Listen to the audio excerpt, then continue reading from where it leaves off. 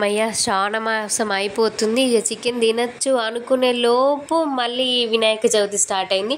ఇక ఈ నెలలో ఎట్లాగో చికెన్ తినలేను. ఇంకో 15 డేస్ కూడా తినకుండా అయిపోయింది. ఇక అందుకోసమే చికెన్ లాగానే ఇక సోయాబీన్స్ వండుకుందామని చెప్పి వండుకుంటున్నా. ఇక్కడ దీన్ని బోన్లెస్ చికెన్ అంటారు కదా ఎక్కువ.